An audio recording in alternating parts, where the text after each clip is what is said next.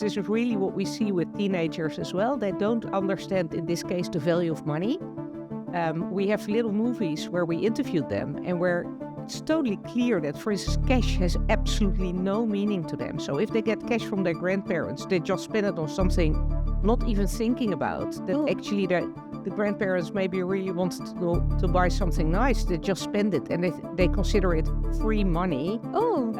So you mean like dollar bills when their grandparents give them a bill and they're like, I can exchange this for something. Yeah, and it doesn't mean anything to them.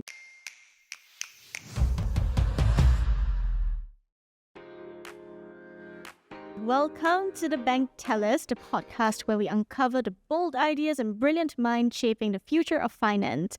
I'm your host, Cheryl Chen, Head of Content at Money 2020 Asia, and today we're bringing you the latest from the heart of European banking innovation.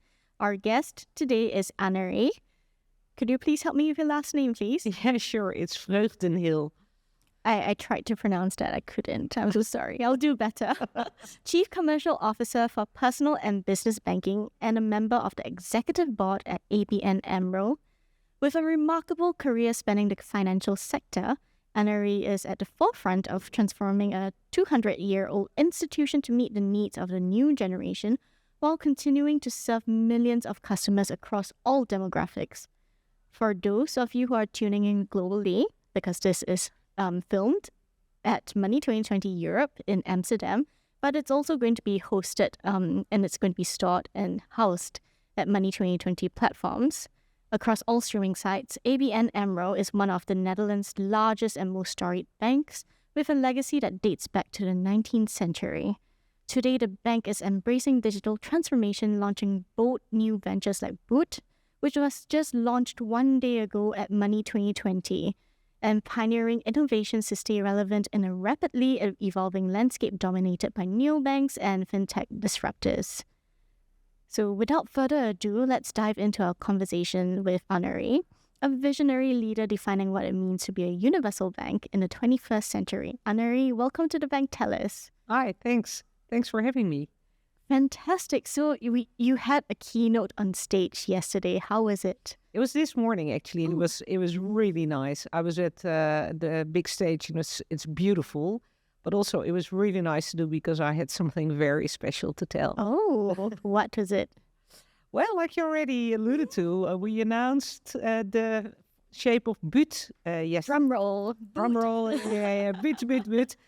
So it's our new bank. It's really a completely new bank, specifically made and designed and built for the new generation. Yep. I will continue to ask a bit more about Boot after, but first, because you had such a long-spanning career, right? What inspired you to take on the challenge of transforming a 200-year-old bank like ABN AMRO for the digital age? Yeah, always what has inspired me is really clients and how clients evolve and what clients need. So I like to really engage with clients and see where are they heading for. And that gives me a lot of inspiration to see where we should be heading to for the coming, decades or periods. Got it. So what was like a cue that you started seeing amongst the clients that prompted you that, you know what, I need to undertake a digital transformation for a 19th century bank?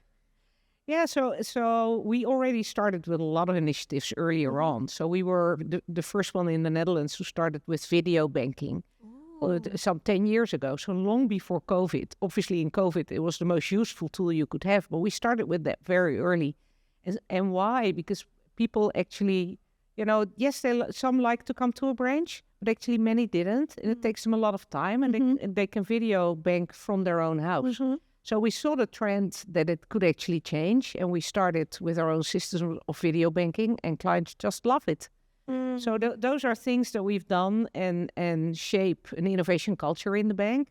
And now we all obviously also see that especially Gen Z has such different demands from banks than even millennials. So it's the world is changing, generations are changing, and then we have to change too. Got it. So could you tell us more about Boot and how it is a new bank for younger generations? And after this, I'm going to expand a little bit about Gen Zs and millennials and maybe Gen Alphas and their various spending habits. Yeah, sure. So we created Boot really for teenagers and their parents. So what we saw is that the teenagers, Gen Z, they really have very different needs. They want to have the experience they have on Snapchat or on TikTok or on Insta, and they expect that everywhere, and they don't even understand why they don't have that in a banking app.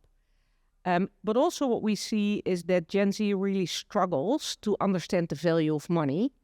And parents are struggling to educate them on dealing with money. And we created Boot really for both parents and kids to in a social media style. So the flows are like Instagram or TikTok to help parents and children to get into a discussion with each other and to control the way the kids can use the money, but especially to teach the kids what it actually means, money. What is the value of money? Got it. And the way that Gen Zs and millennials, actually, the younger millennials nowadays, the way that they consume content, it's through a constant scrolling feed, right? Exactly. So how is it like for the UI and UX of Boot when it comes to, I think, especially this would be very relevant in terms of like teaching financial literacy. How is that like? Well, it's exactly like you say. So there's at the upper part, you see, your bank, the balance on your bank account. But below that, it's what they're used to, scrolling through all kind of content. And for the parents, we have the same, but there we have a much more elaborate content because they still like to read something, but Gen Z doesn't. So we have very short, fun, visual snippets of things, reels even, which they're used to, and they can scroll through it. So they will get a couple of feeds every day if they want to. And it's, for instance, it's fun stuff, it's facts, but also how does a fraud scam work and how can you prevent this? So that kind of information is in a very snackable format for the Gen Zs, the teenagers on the app. Got it. So basically what you did was, because our attention spans are a lot shorter nowadays, you capitalize on that and then you teach teachable moments, especially in like how to spot scams and things like that in very, very short forms so that they can continue scrolling but at the same time maximize their learning. Exactly. That's exactly what it is. And they don't even know and realize that we're teaching them anything. So for instance, we have a shot of a very funny picture of a guy who asks himself, so how many hours do I have to work for 3 sausage rolls? And that triggers them to think about that actually there's a connection between what they spent at school eating lunch versus how many hours they have to work for this. So, and that's all that's on there. It's a picture of the guy and this is the wording and that's it. And in a new release, we will also have video messages, which is obviously even more into their world. But without them knowing, we're actually educating them on the value of money. Got it. So it is, okay, understand. Okay. So I also wanted to ask because actually, you know what? Before I ask that, because this is shaping up to be a content powerhouse, right? You have so much forms of content across various topics that you need to touch on, like how to save, how to spend wisely, how to stop scams, how not to fall a victim to scams. And across all your various formats, right, you have memes, you probably have like videos as well. Do you probably have a content powerhouse content machine within the bank? Yes. How large is your team? Well, it's only a few people actually. Oh. And they create all the content. So we do it all ourselves and we use a lot of experts, obviously, to make sure that we really have the right tone. We test with kids. But we have a huge library already with content. That's amazing. People who create it all. That's amazing. And this is with or without the help of AI? I don't know exactly, but I'm pretty sure at the moment, at some stage, we will use the help of AI as well. Got it. But it's also, it's a super creative team. So we use our own people to actually make the funny pictures, etc. So it's all cheap. I mean, in the end, it's a startup. It's part of a very large bank, but in the end, it's a startup. So, we constrain them on money. I want to also take this time to find out a bit more, because you have a powerhouse of data, right, on the spending habits across each generation. And right before filming, I actually was telling you about how my niece, who is 5 years old, She doesn't understand what scarcity mindset is. And growing up as a millennial, when my parents were to give me a sticker book, they'll tell me this is very precious. Be very careful with how you use your stickers. I ended up never using my stickers because it's very precious. I need to hold on to everything. If I want to stick a sticker here, it will no longer be here for me anymore if I want to stick it anywhere else. And meanwhile, she gets like stickers from like me, her childless aunt, and all her friends, all her teachers, and she's like, okay, I want to put a sticker on your nose, I want to put a sticker on your face. She doesn't understand like scarcity. Are you seeing this amongst the various, like how different are the various generations when it comes to spending?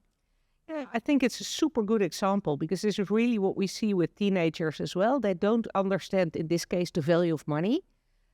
We have little movies where we interviewed them and where it's totally clear that, for instance, cash has absolutely no meaning to them. So if they get cash from their grandparents, they just spend it on something, not even thinking about that. Actually the grandparents maybe really want to buy something nice. They just spend it and they consider it free money. So you mean like dollar bills when their grandparents give them a bill and they're like, I can exchange this for something. Yeah, and it doesn't mean anything to them. So they will exchange it maybe for a sausage roll, where the grandparents maybe would have hoped that they would have saved it somewhere for something big.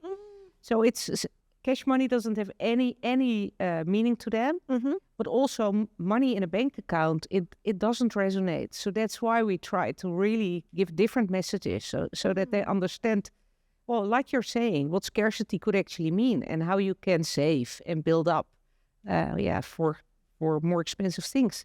Got it. So what are some like habits that you try to form within the app, or like some consistent messaging that you try to instill through like maybe nudges across your UI UX that helps to promote saving or helps teach the younger generation what the value of money is? Yeah, so what we try to do is help them to differentiate between things they will buy every day, so the sausage roll at school, but also things they have to save for. So if they want to have a Nintendo Switch, for instance, we will help them to see basically how much do I need to spend or save, how much do I have now, so where am I on track or not. So there's all kind of nudges in there. You now have 30%, you now have 50%. And then you actually help them to say, okay, if I work a couple of more hours, I've got it. Or if I do something for my parents, or maybe my birthday present. So you really help them to see the difference also between expensive things that you have to save for, but also the things that you buy daily. Got it. And what role, because you mentioned that this app is mostly for the younger teenagers and also for their parents, right? And with the teenagers, it's very obviously on like money management, how to save, how to be very prudent about how you spend your money. And what about how it is like for the parents? So the parents, they also have a bank account on Boot, and they have a different interface. So they see different pictures, and they have the stories for them are much more elaborate. So they can really get advice on, for instance, we have a very elaborate piece on, some people will recognize this. You have one kid who's really a saver and the other kid's really a spender. Why are you having two so different kids, right? So, and then you can understand why that is and speak in a better way with them. So they get different kind of information, but also they can control basically what the kids see or what they see of the kids spending. So in 11-year-olds, you probably want to see everything. But a 16-year-old, there's a couple of things you may want to see. So saving for very much later or for something big, but you're not interested anymore in how many sausage rolls they buy. They should have some liberty. So they can together basically talk about how much control should the parent have, and the parent can adjust the kind of control that they will have over the spending of the kids. So they can put limits, but also what they can see. Got it. Something that, because when I was planning for the Asia show, something that I thought was quite interesting is that a lot of younger millennial, actually Gen Z Indonesians, they have more access to investment platforms than to banks. Are you seeing that the younger generation within Netherlands, they also have something similar, that where their appetite for investments has been increasing more so than millennials? Yeah, for sure. So we see that indeed younger millennials and Gen Zs, they don't have the same recognition of a traditional bank as the older generations. And indeed, they have investment platforms. So we see that and we obviously react to that. If you have existed for 200 years, you know how to react to changing trends, right? So that's what we do again now. And for instance, last year we bought Bux, which is an investment platform really for starting investors in the Netherlands. So we added it to our whole suite and we combine it with ABN AMRO, but also have it standalone for people who want to learn to invest. So we very much realize that we have to be in the life and the world of the younger generations and make sure that we actually have offerings that appeal to them rather than to our traditional banking customers. Got it. And how has the traction been in terms of looking at how many active users have been investing in those platforms? Well, it's interesting. So Bux has been a really great neo-broker for a long time. But actually what we saw, a little bit to our surprise, and for sure to Bux's surprise, well, maybe a little less to them, when we announced that we were going to acquire Bux, actually their new accounts went up. So apparently there's still a lot of people who also like the trust of the brand of an established bank. Yes, definitely. So it really helped actually for them to gain more clients, that they had the backing of ABN AMRO. Got it. Okay, so we spent quite a fair bit of time talking about Boot. I wanted to change gears a little bit to talk about ABN AMRO. So ABN AMRO was recently recognized as a leader in banking. What are the key factors behind this achievement? Yeah, so we're super proud of that, actually. And we are really changing the bank also with a lot of new technology. So we are putting a lot of effort into conversational and hyper-personalization. And we do that with AI as well. And so conversational with Gen AI is obviously way easier to have your chatbot be nice and friendly to people and have much better information. So we experiment with that a lot. We were one of the first in the Netherlands to, I mean, it's now quite common, but to have Gen AI help the agents in a call center with summarizing their calls and giving them information. We actually had that live, I think, within 6 months of the announcement of OpenAI that Gen AI existed. That was quite fast. Yeah. And we now have autonomous bots. We have autonomous voice bots even, which are really helping our contact center to get the basic information from clients. And clients really react to it very, very positively. So it's those kind of things we have been picking up quite quickly, and we are really investing in those technologies to help our customers. And that was picked up and gave us this information. Got it. So because we are becoming increasingly, I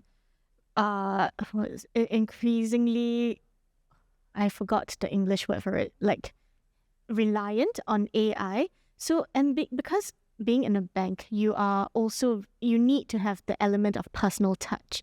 And while chatbots and even voice bots, they are good, but sometimes you really just want to talk to a human. So how do you balance between AI and the human touch, especially with something as important as banking? Yeah, you're totally right. So there are things where people always want to talk to a person. For instance, a mortgage. It's a very big decision for people to buy a house. Correct. A mortgage is a very big debt that they take on. And they want to do a lot online. So orientation and a lot of things they want to figure out themselves. But at some stage, they want a human to tell them, this is okay. You can actually do that. This is doable for you. And obviously, we have those people still available. We do that with video banking because people like to do it from the safety of their own house rather than going to a bank office. Also because it gives them more stress. So everybody thinks they like to come to the branch, but actually it gives them stress because they think, oh, I have to go to the bank. Yeah, there's a chore that you have to do. Okay, I need to go to the bank today. Exactly. Yeah. They have to go there. They have to plan time, but also they find it a little bit, they're a bit anxious about it. Yes. Whereas if they're in the safe own space at home and they have all the documents with them, it actually makes them feel more relaxed. And we can have a really good dialogue with clients on those kind of things. And obviously there's people who are not digital at all. So the elderly people, but also all kind of other people, they don't have we still have people who don't have a mobile phone. There's still people who don't have any access to digital means. So we also make sure that we really keep processes for them And we have special people who are what we call our financial care coaches, who visit people at home if they want to. And they're especially trained also to detect when people get maybe the early stages of dementia. So, because then it's a really good moment to start talking to your kids or people you trust about a testament and that somebody else gets control over your bank account. Because once you cannot decide it for yourself anymore, you cannot arrange for it anymore. So, as a bank, you will really have to cater for all the generations and for everybody who needs your services, which is basically everybody in the country, right? Wait, did you just say that they can detect early stages of dementia within your clients? How do you do that? Like, is it through like speech patterns because you have these regular visits, so you start like that the their attendants, is it their bank tellers are able to like tell that, oh, I think something's not right? Those people are really specially trained to see this. So, and I'm not going to say that they will always spot it, but at least they can get early signals from this person is a little bit confused, starting to be a little bit confused on things, or is searching for words, those kind of things. Yeah, and then at least to trigger the discussion, shouldn't we start to arrange something for you with your kids? Got it. You know, we spent like a good amount of time talking about the younger generations, but we also have to remember that because, you know, aging population and things like that. Exactly. Correct. So that is also another segment that the bank has to take care of. Of course. And, you know, those people have been your clients for 40 years or so. You have to take care of them. And I really, truly believe that if you show younger generations that they should take good care of their grandparents, that they will like that. Definitely. And something else, that because I've been in a couple of like bank teller podcasts just today, someone said this app is so simple that even your grandma will be able to use it. Has that been the same also for your digital banking? Yeah, for sure. So those financial care coaches also help people to get digital. And people then, many people say to me, yeah, you just want to have them on the app. But if you see elderly people who all of a sudden can FaceTime with their grandchildren because we've taught them how to download an app, so it's much more valuable than just being digitally engaging with your bank. But of course, we do that as well because obviously it helps them if they can do it themselves. And if you have simple products, a bank app is not very difficult. Obviously, if you have very complex products, it gets different, but maybe somebody else can help you then. Got it. So it's really like from the bank takes care of you from as you're young till you're old. So it services your entire needs. That's really what we want. Got it. So what does you mentioned that you have these coaches, right? So definitely training the older generation how to use the app. What has been the biggest friction points when it comes to I guess using app adoption when it comes to the older generation? It really starts at the start. Many of those older generations don't even know how to download an app. Oh, okay. So we help them with that. And we have trainings and webinars and all kind of things, also for larger groups. So that's the first step. And then it's, you know, they don't know what the hamburger sign is. So there's a lot of things that you really have to explain to them. And slowly but surely they get more comfortable. And what is really important to them, they need somebody to tell them that what they do is correct. Because it's about money. And so they are thinking, yeah, but if I push the wrong button, maybe all my money is gone. So that's in the back of their minds. So it's really important that we make sure that they understand this is okay, you're safe, nothing happens until you've proved it a few times. So give them comfort, I think, is the most important thing. Got it. So it's replicating the same element of trust that you would get in like a physical branch, physical bank branch, but this time making sure that you you build trust within a digital app. And also I really like that. So when I was speaking to Lian Lian in one of another podcast, Lian Lian is a cross-border payments company.